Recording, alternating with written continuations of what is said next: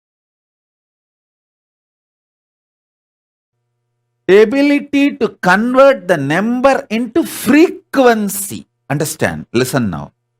All number, when it goes round, it is called frequency. 0 is just converting number into frequency. Like a plus 1, 2, 3, 4, 5 becoming minus 1, 2, 3, 4, 5 becoming circle happens centered on 0. Grasp it. Converting number to frequency, number to circling is centered on 0. If it is just plus, it is logic, number. If it is plus and minus, it is frequency, circle. How many of you are getting it? Plus and minus together is circle, frequency. The number becoming frequency happens centered on 0.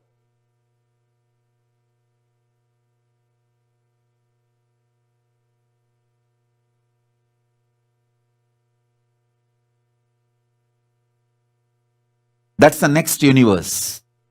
Frequency universe. Heart, breath, dimension of life.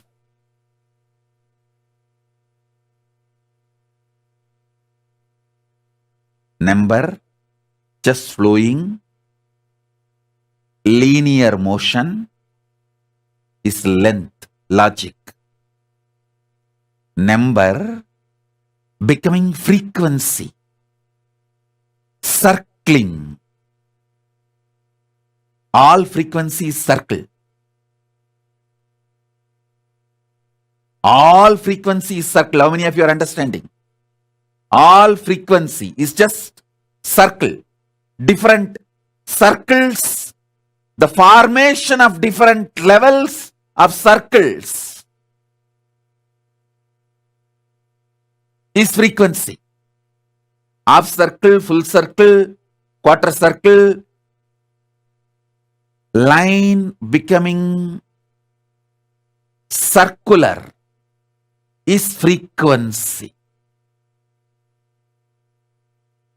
Move from logic universe, number universe to frequency universe. That is why only Hindus are able to identify, understand, reveal about 0.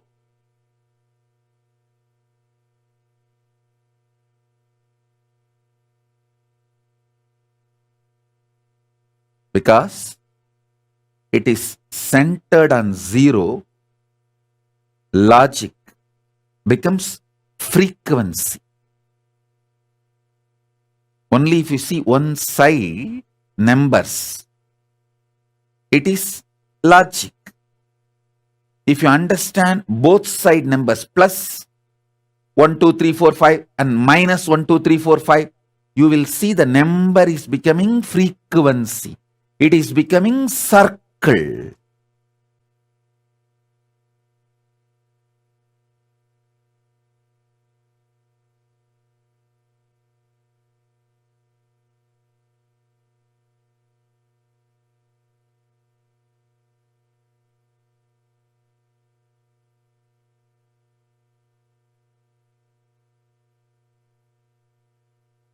Digit becoming mother tongue, getting processed, the result again becoming digit is only the number universe.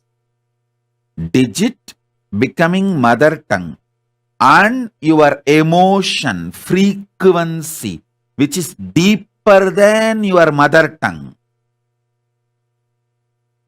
getting processed as frequency, again getting converted into your mother tongue and becoming number is the next parallel universe called frequency universe.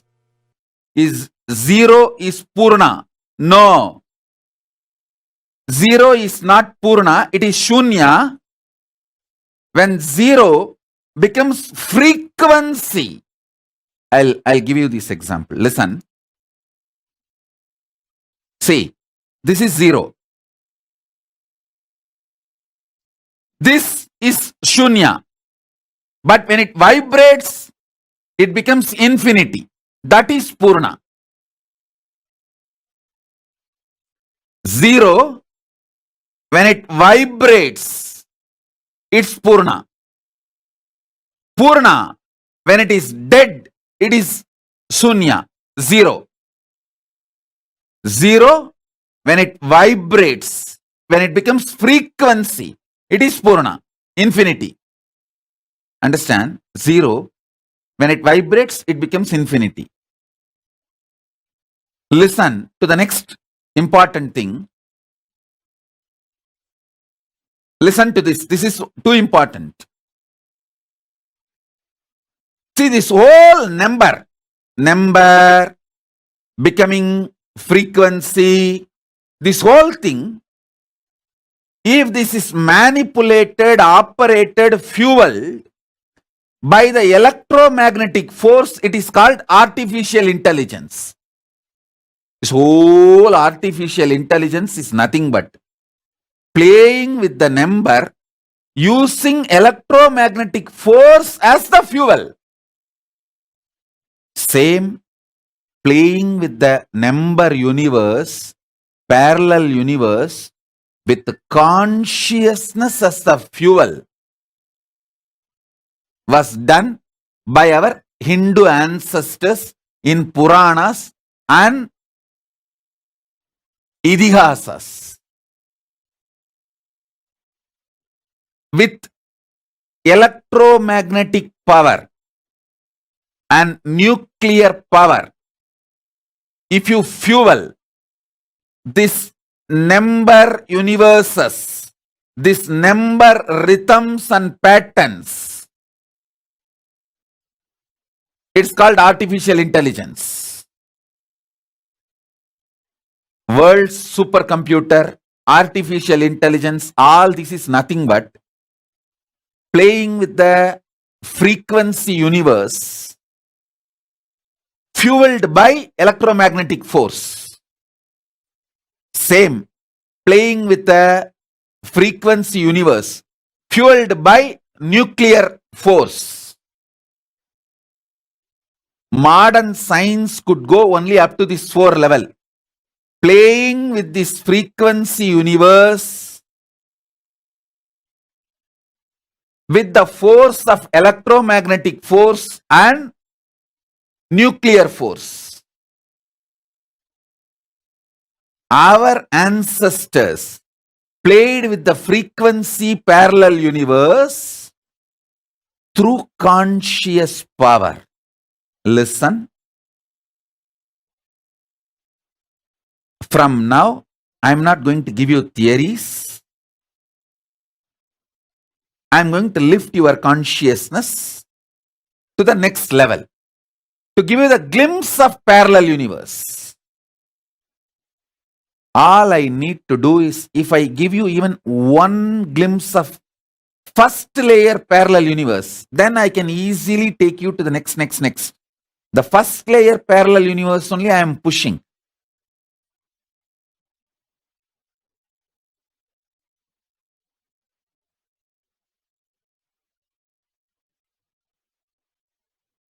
This first understanding about number universe and frequency universe.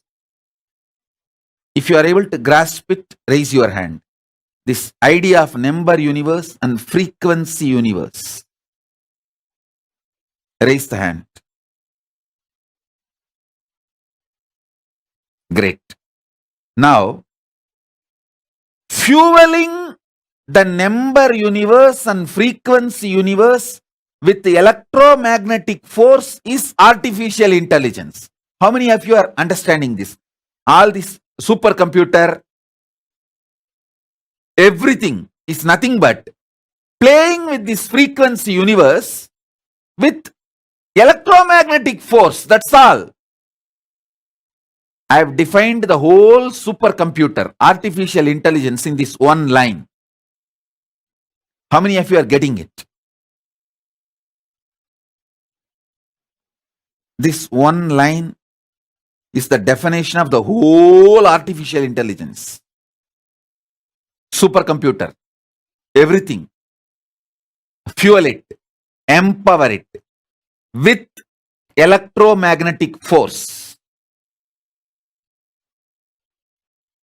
It is artificial intelligence. If the same is empowered by consciousness,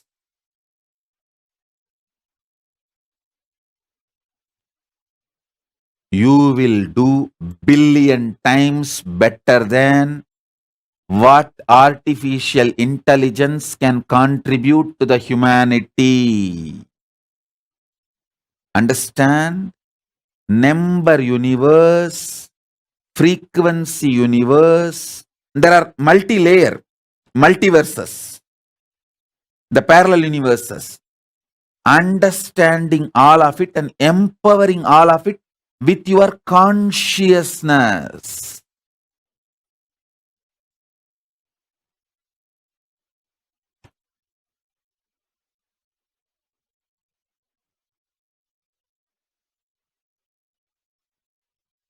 The Pushpa Vimana Ravana used and all is the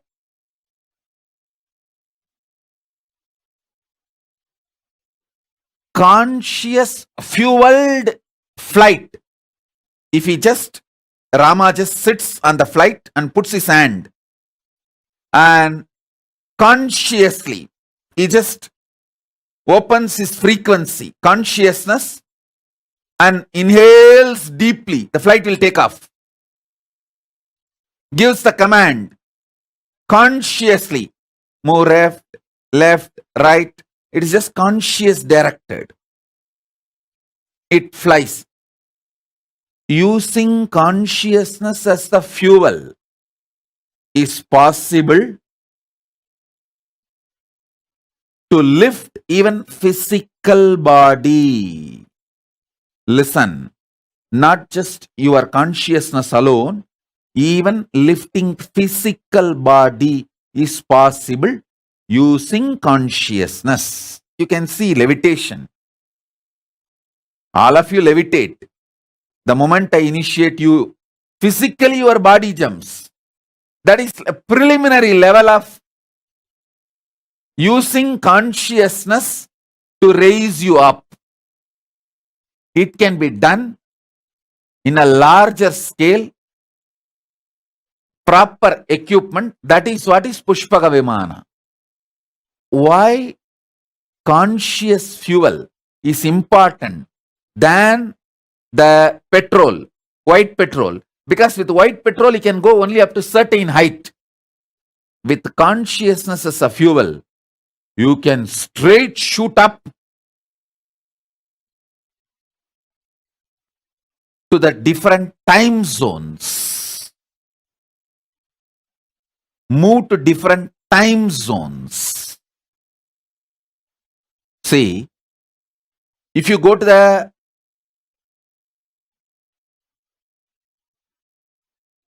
higher altitude, in the world, many governments have established that station in the space research station. If you go there, your body goes through certain changes, hair growth and whatever changes. Same way, if your body is lifted with a conscious empowered vehicle to the vertical time zone, it goes through superconscious mutation. That is why if you go to Indraloka, automatically you will have 4 hands. If you go to the Swargaloka, automatically you will grow 2 hands more. Because the superconscious mutation will happen. Listen. If you go to the space station, automatically your body goes through certain changes. Same way, if you go to the Swargaloka, automatically your body goes through certain changes. Because superconscious mutation happens.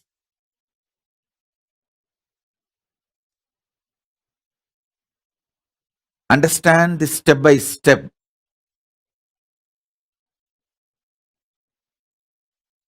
number universe, frequency universe, how the number universe can be fueled by electromagnetic force and strong nuclear force or weak nuclear force. How the same number universe and frequency universe can be fueled by consciousness.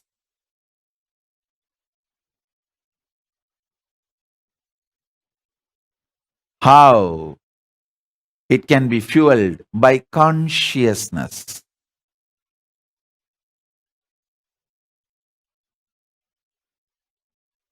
When this frequency universe can be fueled by consciousness, you can be raised to the higher frequencies, vertical time zones. If I infuse, empower you with consciousness,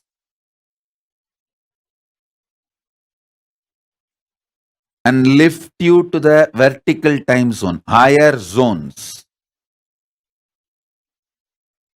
the auspicious changes happens in your consciousness is so much. It does unimaginable superconscious mutations and manifests positively in your inner space. That is what I am going to do now.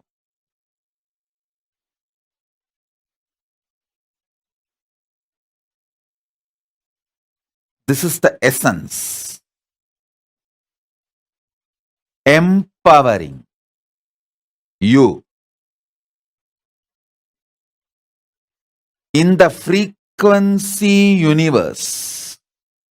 I have not revealed about all the 14 parallel universe. I have revealed only about 2. Because I want you to come along with me step by step. I don't want to overwhelm you. If I overwhelm you, when I go to Mahakailasa and turn back, only I will be there. All of you are already dropped here and there, gone. Only I am there. I don't want that. When I get down in Mahakailasa from my Pushpaka Vimana, I want all of you with your luggage getting down along with me. I don't want you to get dropped here and there. On the way, oh, Swargaloka, few people got dropped. Then Makarloka, few got dropped. Then Janoloka, some got unloaded. And Mahakailasa, when I reach and sit, only I am there. Hey! Ekada poninga?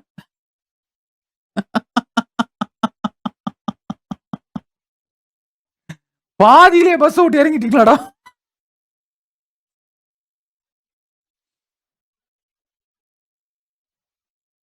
So that is why I am raising step by step.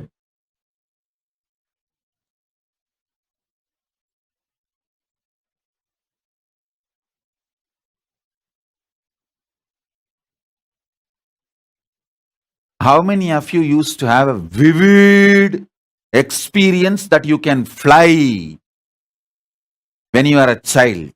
It's not like a dream. Sometimes it will be vivid experience. You can really fly. How many of you used to have this vivid, strong, like a faith dream? See, in the dream you may see, but you will strongly really believe even after waking up it is possible for you. How many of you had that kind of experiences?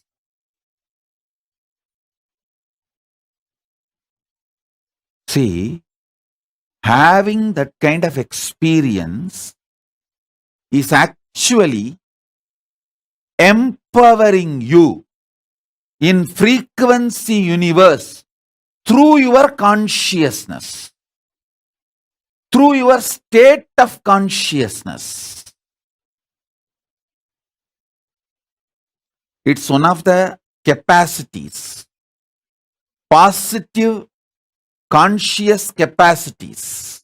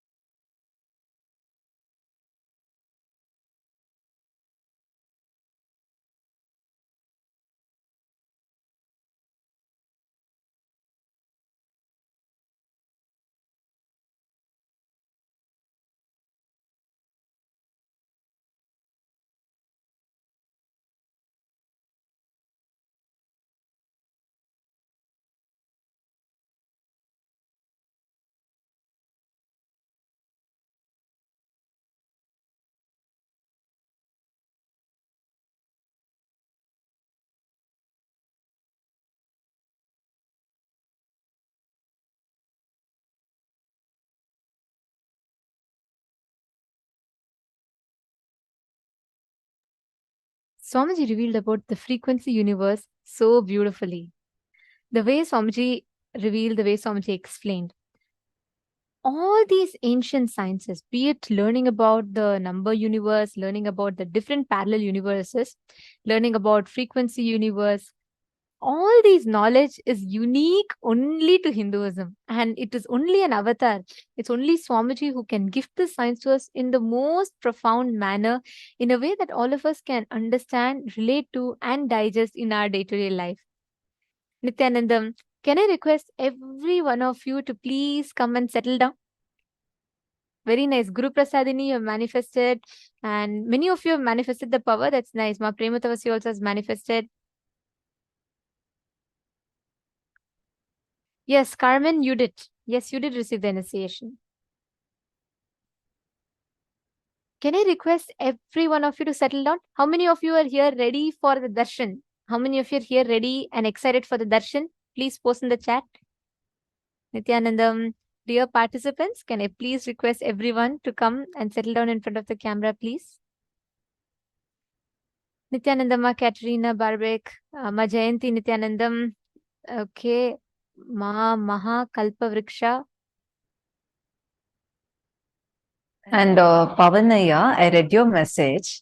I saw the message that you had posted. I just wanted to say, see, first and foremost thing, there's nothing to be afraid, okay? Whenever expansion is happening inside, reacting to it with fear is something like a tendency that we humans have. We usually think, oh, we are afraid of things being small. You're not, we are never afraid of our smallness. We're only afraid of our bigness. We're very afraid to face our bigness. That's why if someone tells you that, oh, you are, if someone tells you you are bad, you are this, you're something wrong with you, you would immediately believe that person. You will feel like you either will react to them or you would feel inside that, oh, what they are telling might be true. But if someone comes and says, you're God, you would just laugh at them. I mean, now that you know what Swamiji has told and Swamiji has prepared us, Swamiji has explained to us elaborately, that we at least start cognizing it a little intellectually. So the problem is we fundamentally as human beings have a problem that we feel deep resistance and fear for our expansion. Consciously just declare to drop it and start enjoying the expansion that's happening in you. You don't need to do any other technique. Just enjoy it. Enjoy the expansion. Be in gratitude more and more to the expansion that's happening in you. I do see the clarity you're having, the amazing clicks you're getting. So it's a beautiful expansion that Swamiji is giving to you. Just enjoy it and cherish it. You would see the more and more gratitude you have to the blessings of the knowledge, tremendous knowledge that you are being blessed with, you would see the intensity with which the knowledge is again getting revealed to you would become more deeper. And This whole time, once again, like the whole Paramashivam is happening in the most auspicious of times. It is this time where the Navaratri, the grand Navaratri celebrations are happening, starting from the 14th of October, where each day, the Navaratri actually means 9 nights of intensity, where the divine cosmic mother makes herself available, easily accessible to the whole world. Swamiji very beautifully explains, Parashakti is that manifestation where ultimate love and compassion, like a mother, that's why she's a cosmic mother. Even if you want to do something and you just pray to her, you just tell, look, Ma, I can't do anything. You just take care. You please make sure everything is happening properly. You will, even if you just ask her one simple thing, she will rush to attend to you. She will rush to make sure everything is being made available for whatever you need, all the requirements.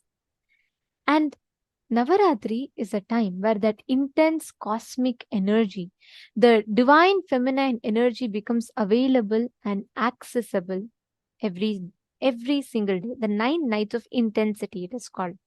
And we are just few days away from the beginning of Navaratri. And we are already having actually people from across the globe are pouring in for offering sevas for Parashakti, Devi Paramashiva Shakti during Navaratri.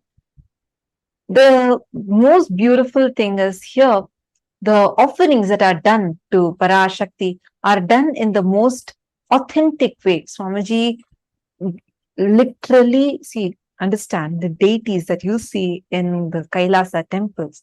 They are not just idols. They are not just stone carved and kept over there, or the metal carved in that shape and kept over there. They exist because there is a very special, unique process called as prana pratishta. Breathing life into the deities is done directly by the avatar himself. This prana pratishta process is something very unique to Hinduism. Sanatana Hindu Dharma has been far advanced than what our modern day science is able to even fathom about. We saw the elaborate revelations when yesterday we learned about the existence of 14 lokas, the 25 states of consciousness, and today we've been learning about how our scriptures have revealed about the brain, rewiring of brain, and the deeper truths what Swamiji has revealed and elaborately explained to us. So whatever Hinduism has is way too advanced than what our modern day is able to even grasp. One such advanced science is birthing of the deities, where the gods, goddesses who exist, really exist in the parallel universes, their deities are created and their energies invoked into the deities such that the very consciousness of those deities of those gods and goddesses start reflecting in these deities. Just like how all of us are existing. Where Paramashiva is continuously reflecting inside of us and we exist, we are alive, we feel we exist, we know we exist, that I am existing, that feeling is so strong and alive in us. Same way, that consciousness is breathed into the deities. That is what is a process called as prana pratishta.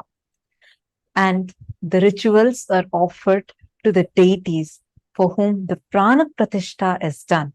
So the offerings are extremely powerful because anything you offer, first you're getting to offer directly to the Nija Avatara, the physical manifestation of the divine, as our beloved Swamiji, and to the Archavatara, for whom prana pratishta is being done. So you get to directly offer your offerings to the gods, goddesses, the divine cosmic mother herself. And the most powerful way to connect to that cosmic mother, Devi, Parashakti, is through a very powerful ritual called Chandi Homa. Swamiji tells very beautifully that though Swamiji is himself, like Swamiji is telling if the whole world, Swamiji is reviving the Shaiva Sampradaya, but Swamiji personally in his life, Swamiji is a Shakta. Means from his young age, Swamiji carved Devi, Swamiji, that's what it is, right? Paramashiva comes down and he worships Paramashiva Shakti. So Swamiji from his very young age, Swamiji is a Shakta. And all the rituals, Swamiji said, till the time Swamiji realized his avataric mission, and even after that, Swamiji used to keep doing the Sri Vidya Puja every single day. And the way Swamiji, the whole revival, the Chandi Homa being made available, actually I should tell you all this. When Swamiji does Chandi Homa, right, the fire will take the form of Devi and come and accept the offerings. There are tons of photographs where you can clearly see the fire in the form of the deity, which means the deity will take the shape of a fire. Chandi Homa is not just an offering. It is one of the most powerful way you can experience and connect yourself to the divine. And this Chandi Homa, the way this ritual is, if you just listen to it from Swamiji's own words, you will just fall in love with it. Let us now watch a short documentary on Chandi.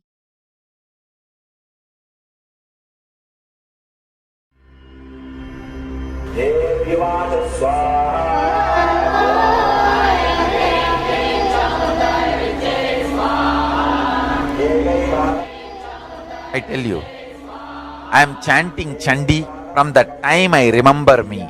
Maybe at the age of 2 or 3, I heard Chandi being chanted, then started chanting. I chant Chandi from the age of 2 or 3. First listening, then chanting. It is something extraordinary to awaken all the life energies in you. It is such power. The verse Such energy. Devi Mahatmyam means glory of the goddess Devi. This 700 verse chant is a part of the sacred scripture Markandeya Purana. It extols Devi as the mother Chandi, who is the glorious embodiment of goddess Durga, power, goddess Lakshmi, abundance, and goddess Saraswati, knowledge. This chant is also called Chandi or Durga Shaptasati. It is chanted for us to destroy our inner negative thoughts and demonic tendencies and emerge as the divine embodiment of Devi, manifesting power, abundance, and knowledge. The Devi Mahatmyam describes a time in human history when negativity and destruction pervaded planet Earth, symbolized by demonic energies. All the gods prayed for Devi Parashakti to destroy these demonic forces. Devi Parashakti assumed a ferocious warrior form and slayed the demons through illustrious battles. In the divine life of the Supreme Pontiff of Hinduism, Jagat Guru Mahasannidhanam, His Divine Holiness Bhagavān Nithyananda Paramashivam, chanting Chandi and offering the Chandi Homa is one of the most intimate practices which he has done as a part of his personal worship and a part of his guidance and teachings for millions across the world, including thousands who seek to experience the same oneness with Parashakti which he radiates. The Vedic tradition, there are two literature, two 700 slokas which can directly give you to enlightenment. One 700 sloka is philosophy, Bhagavad Gita. The other 700 sloka is technique, Chandi, Sabdasati. Bhagavad Gita is linguistic importance. Understand, try to practice. Chandi is phonetic importance. Just reciting, it can lead you to enlightenment. With Chandi, it is working on sound, just a very phonetic sound. Chant or listen, enough. Work happens inside you. That is the ultimate sound vibration. When you recite, you can feel inside your body that creativity getting expressed.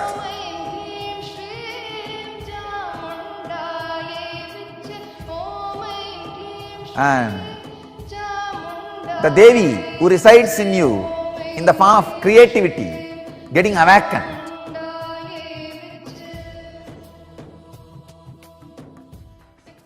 Today, revered and worshipped as the Pushpa Samadhi of His Divine Holiness and preserved in the sovereign archives is the Devi Mahatmyam book, which was used by His Divine Holiness from around the year 1995 in the preliminary years of his mission, when he was volunteering in the Ramakrishna Mutt in Mylapore, Chennai. Beginning on the 31st December 1999, His Divine Holiness experienced the first great pause, where he was radiating an intense space of superconsciousness. During this time, Paramashiva was preparing the body of His Divine Holiness to uplift the cosmic consciousness itself to the next level. Due to this, His Divine Holiness was eating very little and not talking or even moving around. After this intense, vibrating energy settled down in his body, His Divine Holiness auspiciously began creating the Satya Sankalpa, the conscious will, for the revival of the Hindu nation of Sri KAILASA, what would be the only Hindu nation and the great enlightened civilization on planet Earth once again. His Divine Holiness conducted the Chandi Homa to authentically and ritualistically create the Satya Sankalpa and manifest Sri KAILASA into reality. His Divine Holiness initiated a group of 9 individuals into the tradition of Devi worship in preparation to perform the Homa. He initiated them into the Chamundi Mula Mantra and instructed them to chant it 108 times a day for 3 days amongst observing other austerities. On the date predetermined for this Chandi Homa, the 7th of November 2000, as His Divine Holiness arrived at the entrance to the temple, the Divya Prabha, the divine light around him, was captured in a photograph. For 12 hours, 4 a.m. to 4 p.m., His Divine Holiness conducted the Chandi Homa that day. During the final Purnagudi offering, Devi herself appeared and accepted the offerings of His Divine Holiness. After the Homa was over, His Divine Holiness gifted each one an energized Sri Chakra and gave personal blessings to all. One of the 9 individuals was Ravi. Ravi Ayya remembers how His Divine Holiness revealed where Devi Parashakti herself did tapas and guided Ravi and the other temple administrators to build a temple in this area for Parashakti.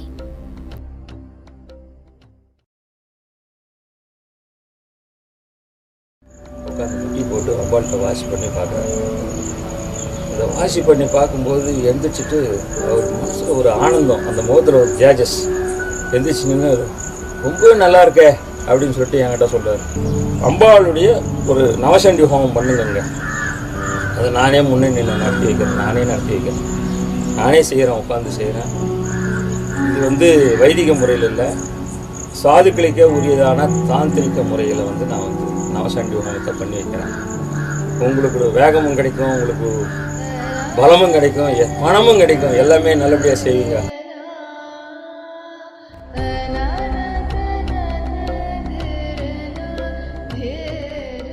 With idea of success, you will always be wavering.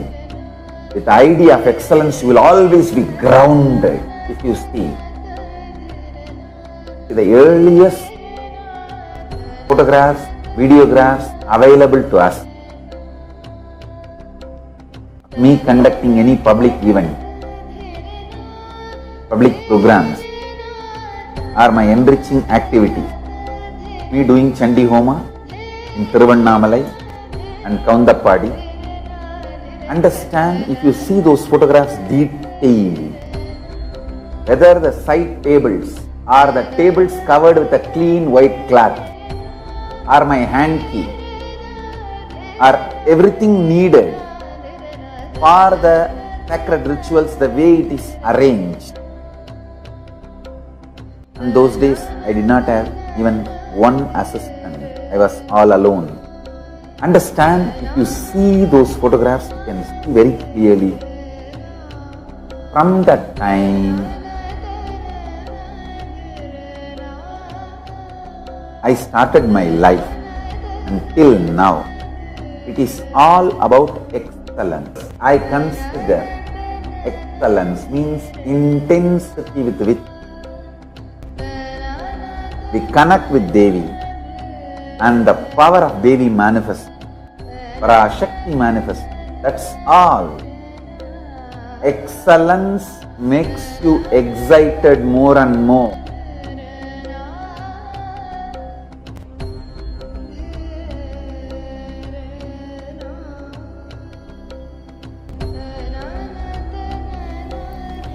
This same intensity and excitement is today felt all over the world in the hearts of millions of people. The conscious resolution, the Satya Sankalpa that His Divine Holiness made in the year 2000 with this Chandi Homa has blossomed into fruition into a full-fledged nation, KAILASA. In the following years, His Divine Holiness continues to pour himself into the 10 to 12 hours it takes to perform Chandi Homa and the week's time which is needed for preparations, even as he was personally constructing and inaugurating temples and adhinams and embarking on Vijaya Yatra in all the countries of the world. I used to follow Agama fanatically. I will not allow even a small bit of paper or a plastic or anything to fall into that Agni. Once I invoke the god or the goddess in the Agni. There was a time in 2001 till 2003, I myself will go to devotees' houses or temples and personally do the homas.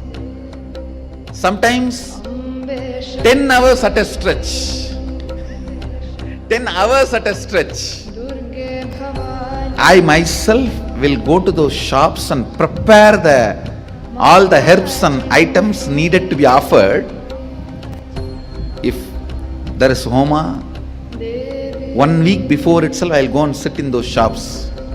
They will give 2 workers, 3 workers to me separately. So those workers will start, I will have that book Agama books and I'll dictate one by one. They will take it and keep it clean, wash those herbs, remove all the mud or any paper or plastic, anything, clean it up, and then they will organize and give. Understand why I am narrating this incident? Because really, the gods and goddesses you invoke in fire come there. Understand that it is not imagination. It is not some small time pass game, or it is not just to satisfy some online, the viewer or the person who paid. It is not profession. No. Understand, when you utter those sounds, invoke them in the fire, they are actually invited there. Chanting the Chandi is a powerful method of connecting with the universal consciousness. The 360 Shaktis, as well as the hundreds of mantras, the mandalas and yantras, are embedded in the sacred lines of the Chandi, which invoke the divine forces to uphold the balance of the world and give a superconscious breakthrough in individuals. In the Chandi Homa conducted by His Divine Holiness, the very one who embodies the Shiva Jnana Bodha does the Bodhaka Kriya, the offering of the sacred ritual. Especially when conducted by the incarnation of Paramashiva, the Chandi Homa has the power to uplift humanity itself with a superconscious breakthrough through awakening of the sacred feminine cosmic mother energy inside each being. That's a beautiful sloka in Chandi. Yadevi sarvabhuteshu matrurupena samstita namastasyai namastasyai namastasyai namo namaha. O Devi, who is residing in all whatever exists, sarvabhuteshu matrurupena samstita, in the form of ultimate creativity, mother, matrurupena samstita, who is residing, namastasyai namastasyai namastasyai namo namaha. I bow down, I bow down, I bow down, I surrender. Through this Chandi Homa, His Divine Holiness is actively reviving the powerful feminism, the original Hindu feminism. During one of the final offerings of Chandi Homa, 9 young girls, 4 boys and 9 married women are worshipped as the Navakanya and Vaduka Bhairavas and Navadurga. The unique phenomenon that makes Chandi Homa being offered in Kailasa so special is that all of the Suvasinis, the Kumaris and Bhairavas are initiated to manifest the Shaktis by incarnation of Paramashiva himself, His Divine Holiness. Each of them are literally radiating the superconscious energy and mirroring the higher brain functioning of His Divine Holiness. Understand? My tapas is not inspiration for you to do tapas. It is initiation. Understand? I have not done tapas for myself. I have done it for you. Now, the Devi is available. Sit with that one powerful cognition. All the life energies put together is Parashakti. Let Parashakti manifest in all of us and awaken all the life energies.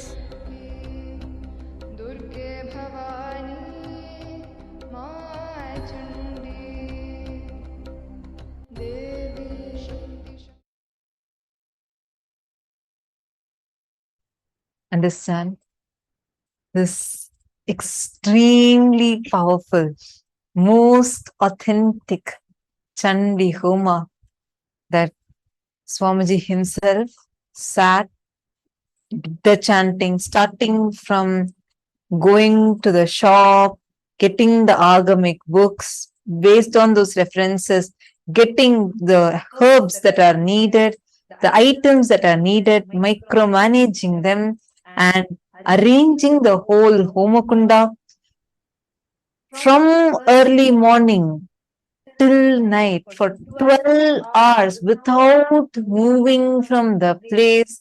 He himself doing the Homa, he himself chanting, doing all the tapas. And just for the sake of each one of us, he does all the tapas and did the Chandi Homa and started this eternal ritual which has been happening every single year in Kailasa. We have been doing this Chandi Homa throughout this Navaratri. The 10 days, it's going to be a grand celebration with Chandi Homa happening every single day for 12 hours straight. Each day, 12 hours. This is what Swamiji did, where at that time, there was no one else who was going to sit and assist, help. It was only Swamiji, just a young village boy from a remote village who just with his clear vision to revive Sanatana Hindu Dharma to its fullest glory. And it's so beautiful to see so many of you have posted in the chat how Swamiji has gifted. Ma Premakarani saying it is so powerful, you can just feel the energy. And Ma Yogananda Rupini has posted eternally grateful. And oh my God, so many of you have posted the way you have enjoyed this Chandi Homa, this documentary. Actually, Ma Forum Lemay has posted that she offered the Chandi Homa in the Adinam in the presence of Swamiji, and she has posted that, which later blessed me with complete completion with mother and much more. And she says, what Bhagavan has blessed to us is beyond anything, lifetimes of showering. Absolutely. This Chandi Homa is so powerful. It can not just, it will bestow you with the grace and blessings of the cosmic mother. You will see any inauspiciousness in your life will just be burnt with the power of Chandi Homa. No enemies, enmity, or even your incompletions will have power over you. It's extremely, extremely powerful. As Swamiji was saying, this is not of linguistic importance. Bhagavad Gita, you need to cognize, understand, and live it. Chandi Homa is of phonetic importance, means with just the vibration, the chanting of Chandi. Swamiji started chanting Chandi when Swamiji was just 2-3 years old kid. From that time till now, this performing Chandi Homa, and that too in the most authentic way, whether gathering the 108 herbs that are needed and getting everything. We all saw, right? Like how grandly Swamiji was offering the Chandi Homa. That exact ritual is what is going to be done during the Navaratri. So whoever wants to offer, whoever wants to be a part of this offering, you want to perform this Chandi Homa, you want this Homa to be offered for you, you can sign up. Take a moment, go to kailasa.org, events.kailasa.org/payment. And that's the sign up link. You all can click that sign up link and just register yourself. Our team would immediately reach out to you and help you with how you can offer. And anyone who is interested, all the participants and viewers that are interested, you can just post here in the chat. Actually, Ma Aina has posted. She said, it's so beautiful to see Paramashiva offering rituals to Devi Parashakti. Absolutely. Imagine Paramashiva himself has come down and Paramashiva himself is doing the rituals for Devi Parashakti.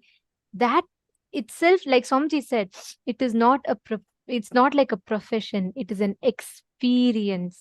It's a divine connection.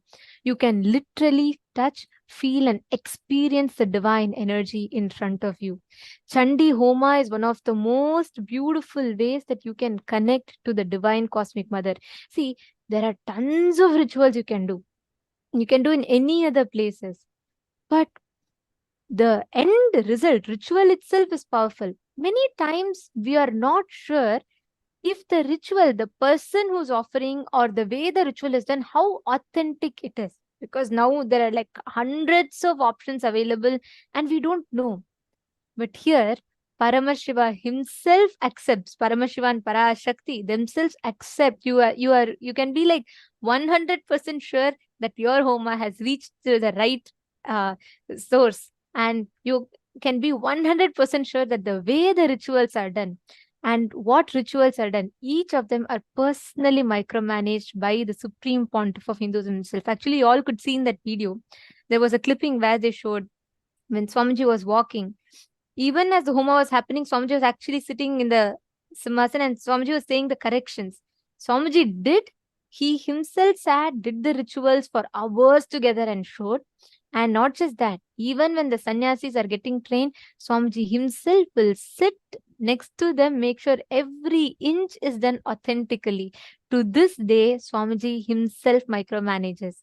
That is why you can be sure, one, what you're offering is directly reaching to Paramashiva and Paramashiva Shakti. They themselves have physically come and accept your offering. And second, you can be sure that every step of the process is done exactly authentically as per the Agamas. Every one of you, this Navaratri is the time to connect with Devi. Navaratri, these 9 nights of Navaratri is the time for you to connect with Devi Parashakti. So understand, the next 9 days, anybody who wants to offer Chandi Homa, this is the best time. These 9 days of a year, this Navaratri is the best time you can connect to Devi Paramashiva Shakti.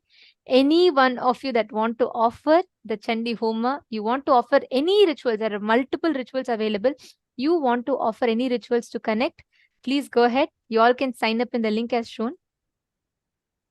And the support desk team is continuously available and you all can click the link and they're posting the link in the chat. You all can head to the link.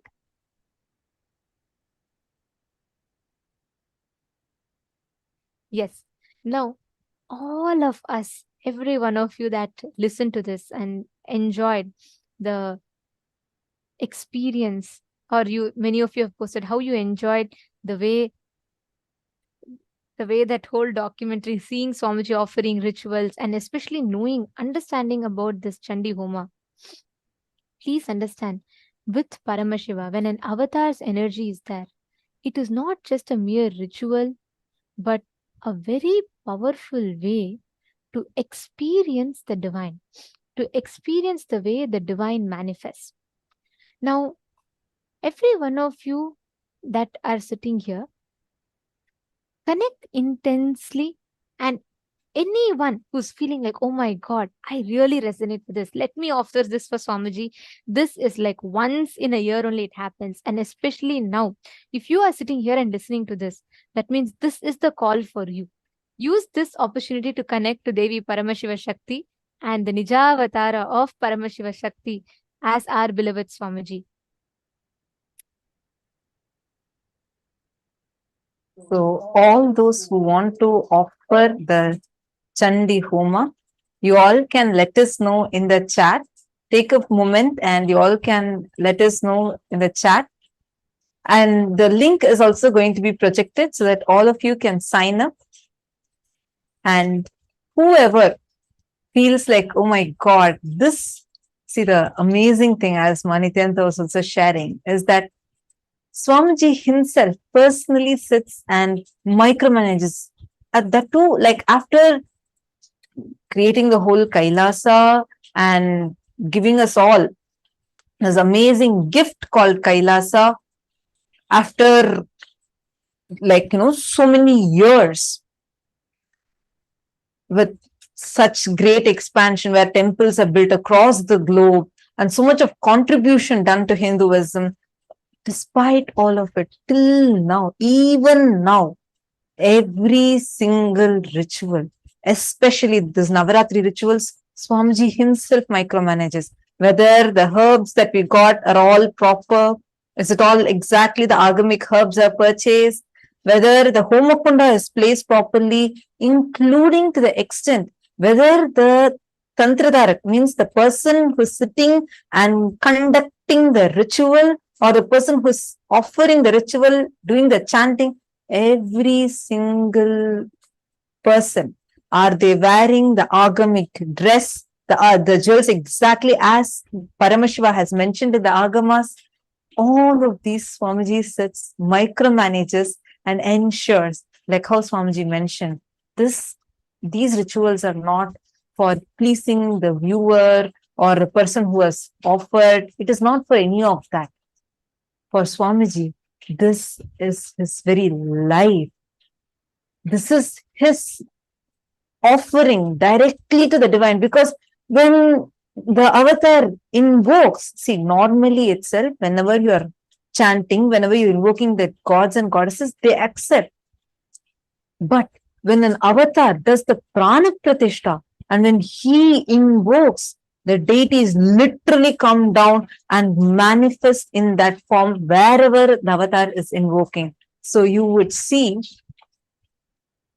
here Swamiji himself will be invoking Para Shakti, Paramashiva Shakti, and all of us will get the amazing blessing to be able to offer this Chandi Homa. Whoever wants, take a few minutes and you all can sign up. Head to events at kailasa.org/payment and you can sign up there.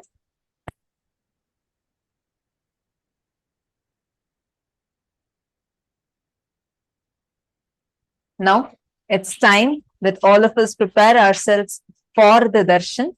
And today, as all of us know, we are having the darshan of Bhagavān Sadashiva Murti. And now, let us all prepare with chanting the Dhyana Shloka of Bhagavān Sadashiva Murti. Take a few minutes, and yes, anyone wants to have any clarification, you want to know further details, you all can post in the chat. Just post in the chat, I would like to offer Chandi Homa, or you would like to know more about Chandi Homa. Our team will reach out to you and they will be able to guide you further and answer all your queries. Yes. Now let us chant the Dhyana Shloka of Sadashiva Murti.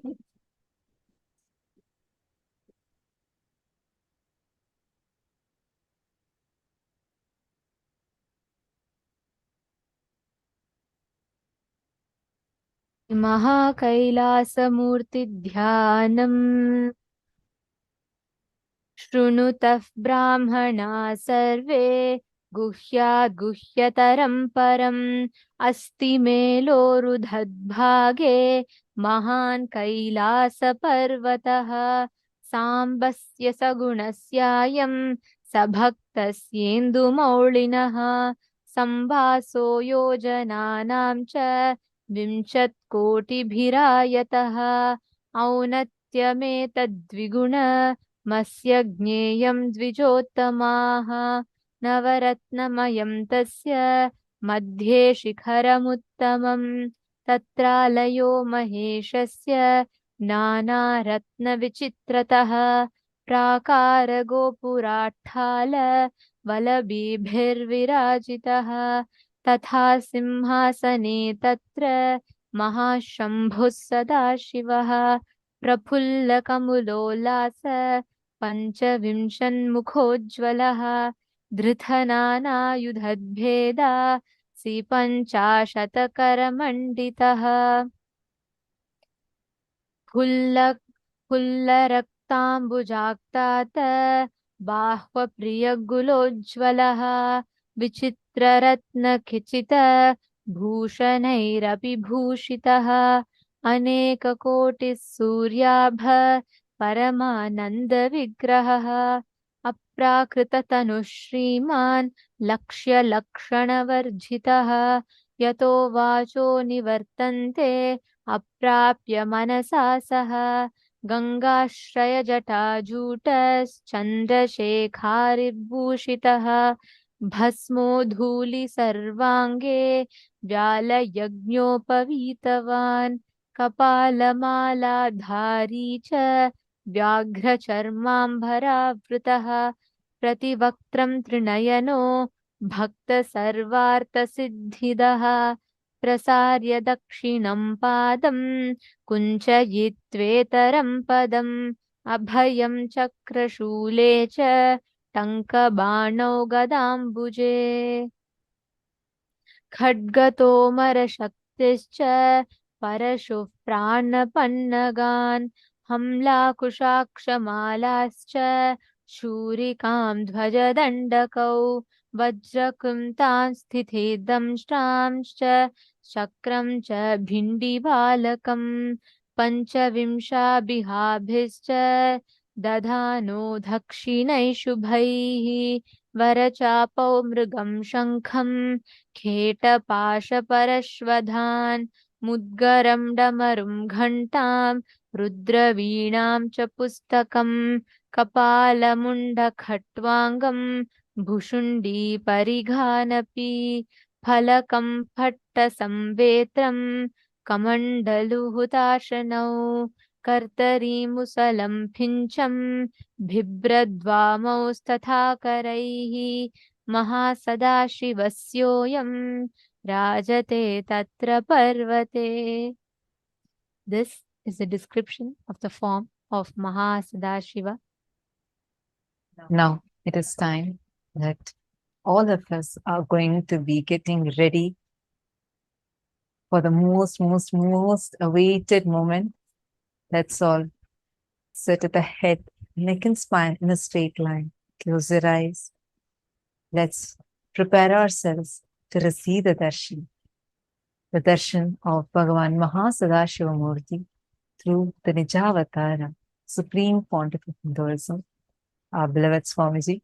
So close your eyes, enter a deep meditative space and start chanting the Mahavakya. Om Nithyananda Paramashivoham. Om